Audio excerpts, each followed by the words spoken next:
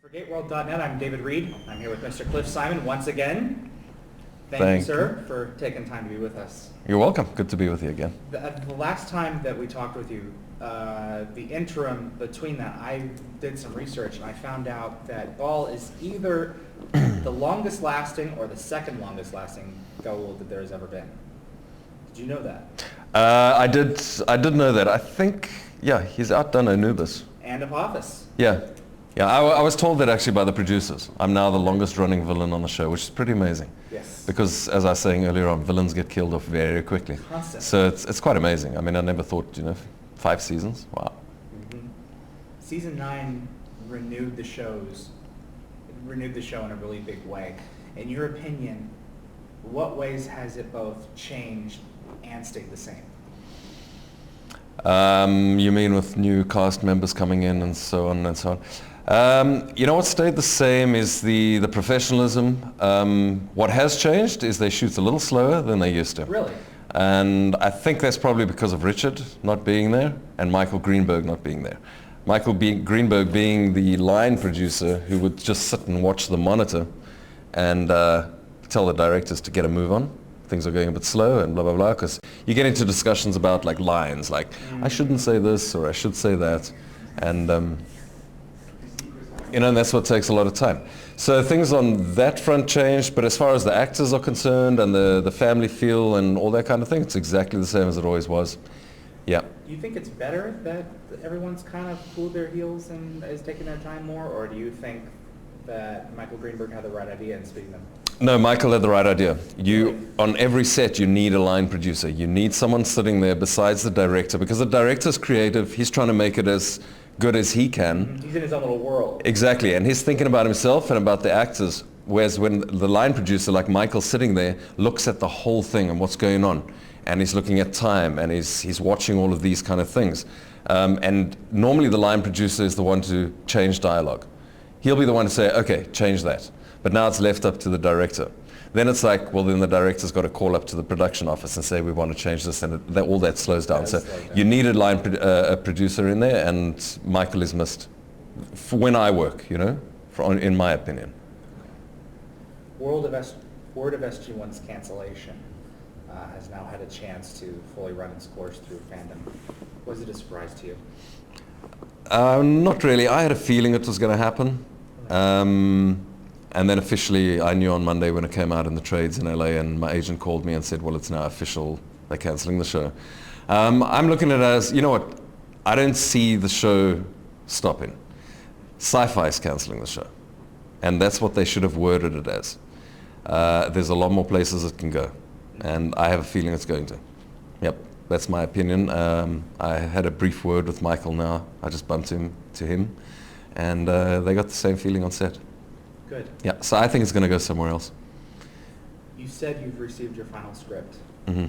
What can you tell us about it? No, I actually haven't received it. Oh, you haven't received it? No, I haven't received it. I don't even know what the name of it is yet. Okay. I'll probably get it this week when I get back, yeah. Okay. So you don't know anything about it? I have no idea what the storyline was. I have no idea. Okay. I after the quest part 1 and part 2, I don't know where it's going at all. So it's going to be quite interesting. But you know that you're not in the finale? Yeah. That's too bad. It's a pity. I'd rather have been in the last episode, but I don't know. Maybe we don't know anything.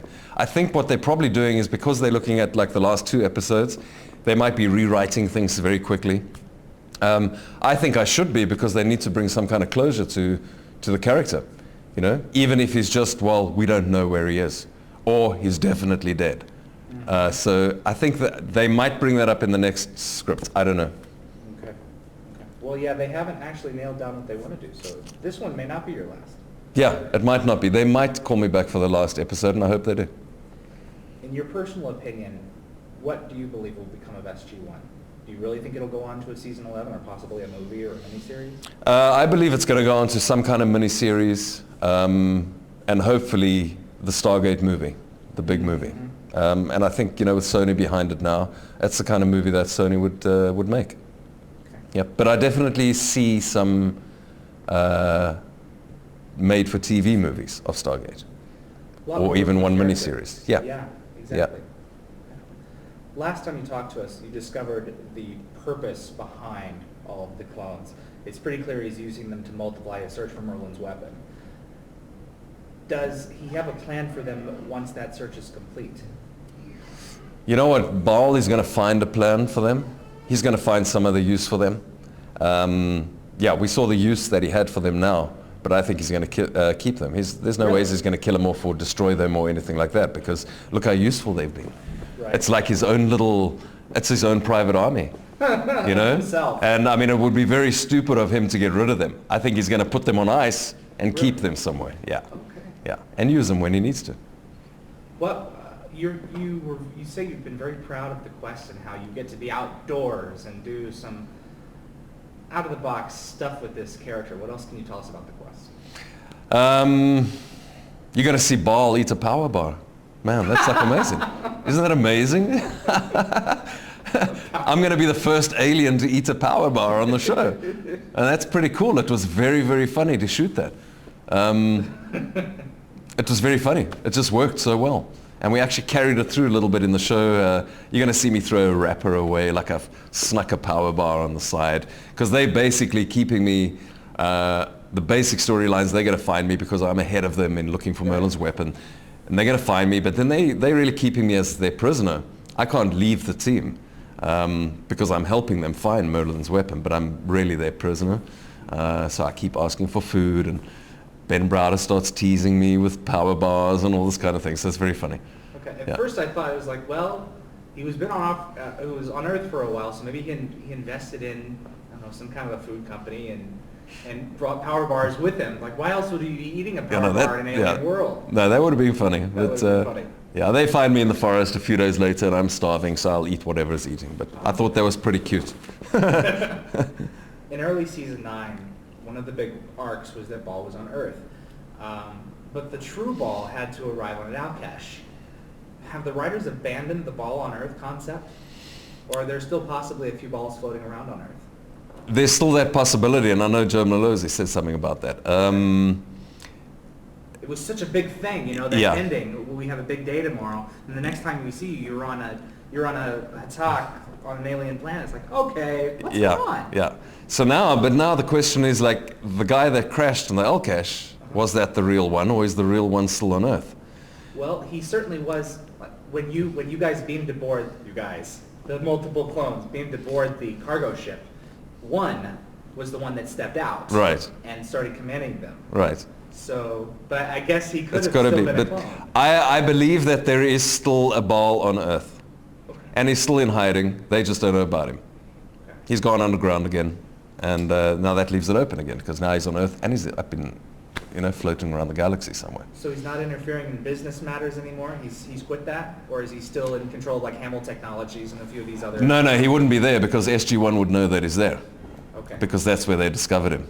Okay. So he's definitely, I would see it as, I think it would make a great storyline that he's gone underground, he's hiding, he's still on Earth, because I think he has plans on Earth, because that's where the SG-1 team is, and that's where everything is. And that's how I see this, maybe there's like a storyline where he would start working with the SG-1 team as a human, dressed as a whatever, in a uniform, like that. So the guy in the galaxies is still going to be flying around the galaxies, but the guy who's on Earth is going to stay on Earth and help them, and maybe help them find where does Baal live? Yeah. What's his planet? Where is he actually? Where does he stay? Or does he fly around the whole time? Right. His territory, the car is no longer his. Yeah, it's not his. He can't go there. Okay. So where is he now? That's, I think, the question, and I think that could be a really good storyline. Mobile home. Connect In the sky. Take off. Exactly. Is Baal still cloning, or does he have all that he needs? No, he's got all he needs. Okay. Yeah. He made a certain amount of clones because he needed an exact amount to beam out of there. They needed to have that energy, a certain amount of clones. Yeah. Okay. So he stopped making them. Okay. So not only was he using them basically to increase the ability of being detected, but also their next mission was to go and search through the ancient repository of knowledge and their databases. Right. Ah, okay. Right. And then you think he'll put them away? Then I think he's going to keep them. Yep. Okay. On ice, literally. Right. All right. It's largely Carter's fault for letting slip the library of gate addresses. A few of us wonder why her security codes weren't locked down when she became captured. That's splitting hairs. Will she have a bit of a vendetta against Baal that will carry into the quest? Because she was held at gunpoint against him, and one of her dearest friends was threatened. Is there a possibility that we'll see? Yeah, you're going to see a lot of reactions from her Okay. towards me in the Good. quest. But she still plays I can call it like the kind of sarcasm of Baal's sarcasm. But there's definitely, you'll see there's a little bit of tension in there. Okay. Yeah. Good. Good. You've always been you've always been very active in making Baal as human as possible. It's so funny thing with the power bar. I can't Yeah. wait to see that. We spoke to you last time and you talked about him bleeding. In what other ways has he become more human this year? You know what? The main thing was him feeling pain and being in pain and being uncomfortable, the same as a person would be, the same as when I got shot. Mm-hmm. The way he dies, the one when I got shot in the arm, he was actually in pain. He was as if he was human, and you'd think that. And it actually comes out in the quest. I actually say the line to Ben Browder that your forte lies in unarmed combat and blah, blah, blah, blah, blah, and my forte lies in strategy and command. And that actually says it all, that you don't have to be physically a strong person to be a highly intellectual strategist and all this kind of stuff, which Baal seems to have become now. Because Tilt pushes him around. Physically he pushes him around. I get grabbed, I get pushed around. Vala slaps me. I didn't really feel much, but I got slapped. There was a reaction. It's not like her hand went through my head. Yeah. So yeah, it's pretty interesting that it's actually in the dialogue now. So the SG-1 team are the physical side. They're the strength. They got the weapons. They know how to shoot. They know how to do unarmed combat. Whereas now it's come out, Baal doesn't really know that kind of stuff. But put him in command of an army and tell him to come up with a strategy on how to attack a planet and all this kind of thing, and he'll do it the best out of anyone that there is. The SG-1 team can't do that. Baal can do that. And that's why I believe SG-1 can use Baal. Oh, okay. It's like the old quote, if strength were everything, the tiger wouldn't fear the scorpion. That's exactly. I can't remember which system lord it was that Baal really cleaned up the floor of when they had the episode Summit. He wiped out so many people. Yeah. Just like that, for the pleasure of it. Yeah, I can't remember the name either, but I remember the scene. Take us back to your first appearance in season 5 Summit, Gold Mardi Gras, at the space station. What were some of your favorite characters to play against in that meeting hall? It was really a revolutionary thing because we had never seen the System Lords before. And here they came in full form, all of them. Right. Most of them. Right. I'll tell you who I was working a lot of and who I actually knew as a person who I'd met before was the character of you. Vince. He's a great guy. And I watched how he'd been playing you for quite a while. And I thought that is not how Baal can be. He cannot be like that. And when he first walked into the room, Went around them, yeah. and he was talking to Daniel about this one's done that and this one's done that, and then he got to Baal and this one's done that. Do not accept gifts from Baal. Yeah, all that kind of thing. And I try to play it like just with a straight face. I wasn't standing there like trying to be mean. And then when we all sat down and forgotten the character's name now. The girl. Osiris walked in, and then I thought straight away I have to start playing the sexual thing of it. Straight away, it just hit me because none of the others were doing it, and you was like, hey, he sits all this kind of thing like nothing. And I thought, you know what, this is what I have to do, and I just felt it. I just felt that this was the character. It was pretty weird. And I played it, and I started smiling and started doing my thing. And it came across completely. I saw it come across. She never played off it, though, which was fine. She could have played off it, which would have made it a little bit better, and which maybe would have led on to another kind of storyline between her and me. But it definitely worked for me. And I know that's what the producers looked at and went, what's this guy thinking? You know? What's he thinking? Because you know what? You play it as if it's real. A girl walks in, she's got legs up to her neck. She's hot. Yes. You play it as that. That's what it is. And it comes across, you know? Sometimes the most obvious answers are the best. Yeah. Yep. So good. Yep. Was there a bit of audition competition in the air? You were essentially aiming to please the audience the most to ensure your return. All these different system lords. Did that come across when you were shooting this? Yeah, in a way it did. There was a little, it was actually like being at an audition, a normal audition, where you walk in and people are courteous to each other and they're like, hi, how you doing? But once you're in, nobody's sort of talking to anyone else and you're reading your script and sort of looking at that guy, he looks very similar to me, okay. You know what I mean? That kind of thing. It did come across a bit, yep. Because I think they all knew they were looking for new system lords, all the actors who were in there, so they were all trying their best, you know, and doing what they can. Right. They were bringing in Anubis, and he had to have minions. Yeah, So, yeah. What do you think sold you as the gold to work with? I think they saw I had a sense of humor. And why shouldn't an alien have a sense of humor? I think that was the main thing. I think I put across some sexuality, Yes. and I put across a sense of humor. And that made that made the character interesting. All of a sudden, he was like, we can go far, we can do a lot of stories with this guy, we can play on that. And because of Richard Dean Anderson having that sense of humor, then they put us together in Abyss, and it was like, I've got the knife, and I'm smiling, and I'm going like, you know, one last time. Funny, but And he's like, oh, you know, making all these bocce ball jokes. And that it just worked so well. And from there, it just, you know, carried on. they took you, but they didn't take your staff. That's it. What It happened was to the weird. staff? I don't know. Have you ever asked, can I see my staff, please? I know. I never ever used it again. Never used You know, it you're again. walking down the corridor on the gold ship with Nehru's. You know, it'd be really nice if he had it in his hands. I know. Focusing on the other clones and everything. I know. Never used it again. Does Baal have a thing for blondes? He had Shayla in Abyss. Kiana Sear, he sent Kiana to Lengara in Fallout. And then Charlotte Mayfield in Ex Deus Machina. You know what? notice this? Yeah. You know what? I think it comes down to that same thing what I was saying earlier on about being like as real as possible. Generally, when you get a guy of my coloring who's dark, Osiris, yes. yeah, the kind of women he likes are fair or blonde.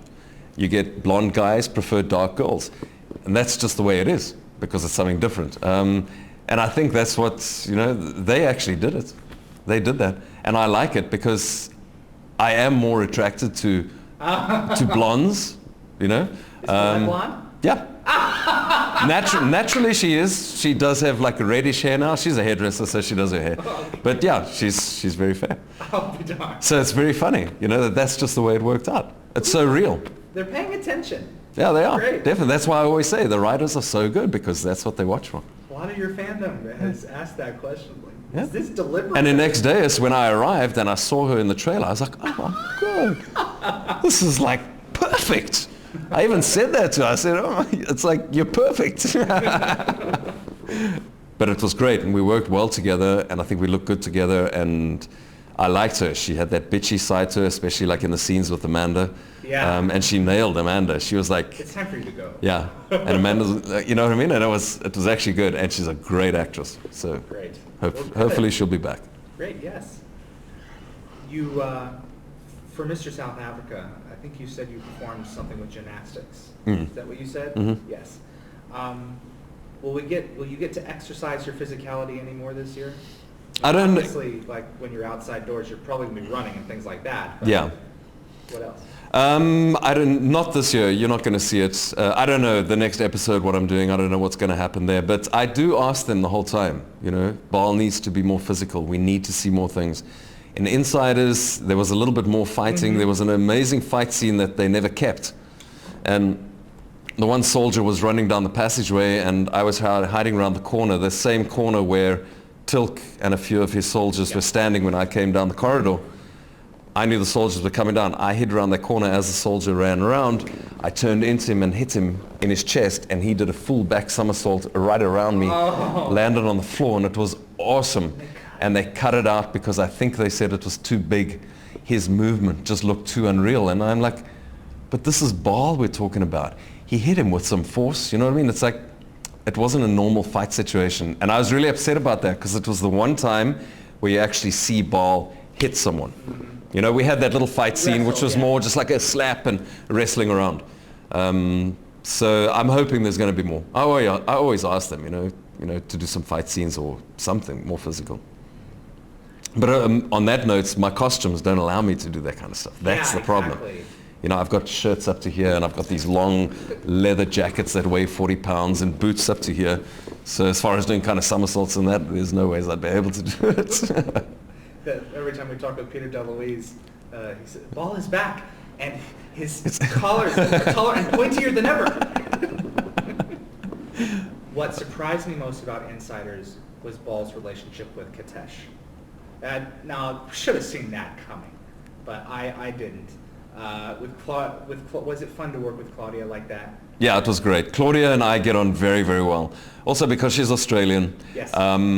She knows South Africans as well, very well. She puts on an amazing South African accent that you wouldn't even know she's not South African. So whenever I was with her, she'd speak to me like she was the South African girl. So it was very funny. We got on very, very well.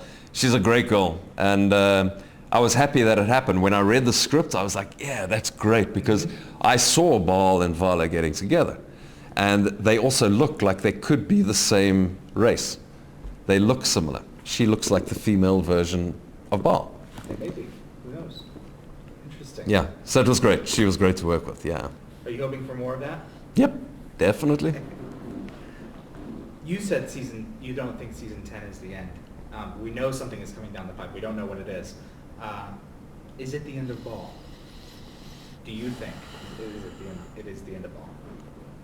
I don't think it's the end of Baal. You know, the character's been built up so much, and even though the Goulds are gone, he is the last surviving guy.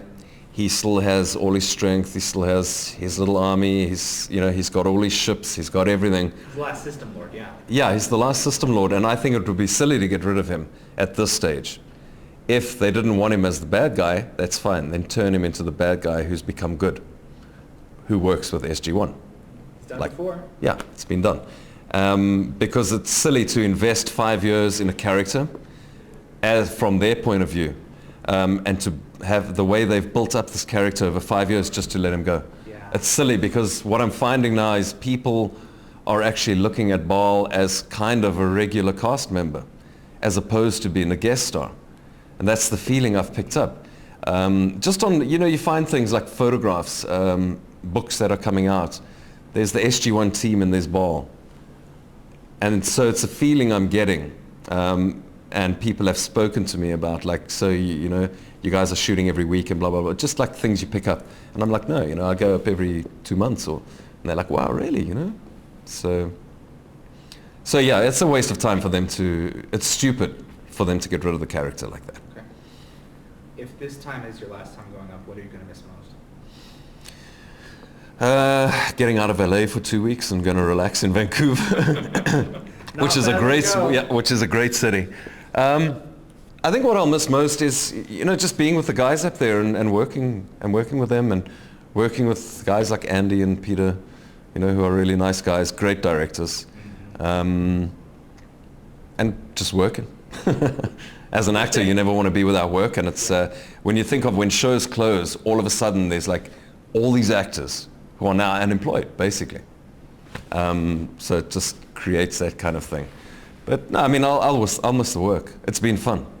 It's been amazing. And for me, starting off my career in the United States and only have been here for 6 years, and to have the kind of fan base, thanks to you guys, that I've got now all over the world, just from appearing on Stargate, is absolutely amazing. So if the show had to end and my character never came back, it's like, it's the best thing that could have happened to me. So I don't regret a single minute of it, Wonderful. And hopefully, even if the show had to end, we'd still be doing conventions, and I'll still be getting invited to conventions, Europe definitely, will be there next year because they're only going to be watching season 10 next year.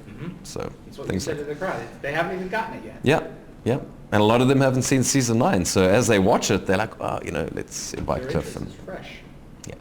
So hopefully I carry on doing the cons as well.